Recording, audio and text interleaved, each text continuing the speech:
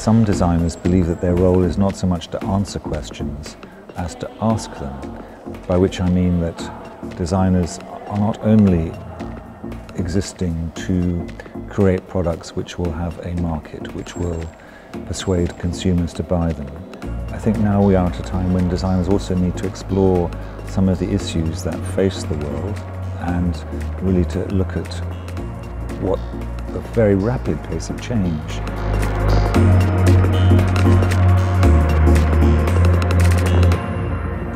The Design Museum started life in the 1980s. It was established by Sir Terence Conran, one of Britain's more successful designers, a man who made a big business out of selling good design, or what was called good design, to the public.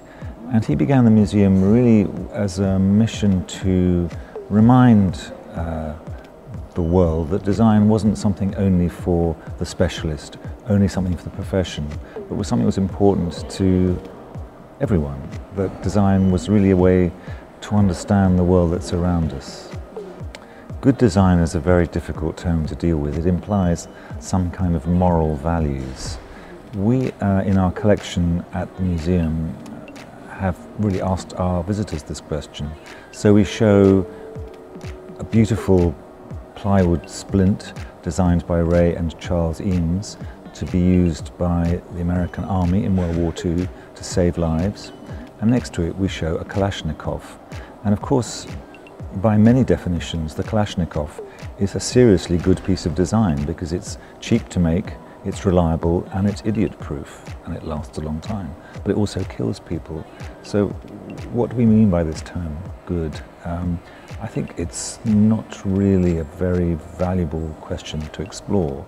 I think we're looking at design from many perspectives. We're looking at how things are used, how things are made, what they mean to people. We're in the middle of a digital explosion, as we all know. It's only 11 years since Steve Jobs launched the first iPhone, and that has changed the world in unimaginable ways. The smartphone has changed the way that we fall in love, the way that we navigate a city, the way that we go on holiday, the way that we consume, the way that we meet each other. And we're still really dealing with what all that means. But one of the biggest impacts of this digital explosion is that it's wiped out so many categories of objects. We don't need a wristwatch, we don't need a camera, we don't need a bookstore, we don't need a music store. All of these things have been replaced by pixels. And yet human beings still have an inbuilt desire and a need for some kind of tactile qualities of objects they can touch and feel and smell. And this paradox between the way that the world is moving so quickly and underlying human needs is something that I think is a very important question for designers to look at and understand. Our museum is 10,000 square meters. We have a collection which tries to explore the idea of design from the point of view of the maker and the user, not just the designer.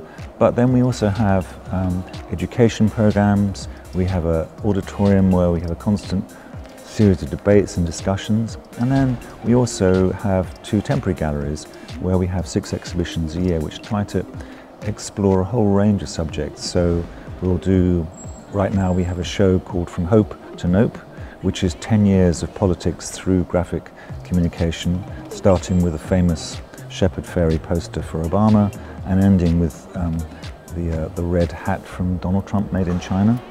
At the same time as that, we have on our main floor a beautiful tribute to Azzedine Alaïa, the French couturier who sadly died last year, which shows fashion in its most exquisite and handmade.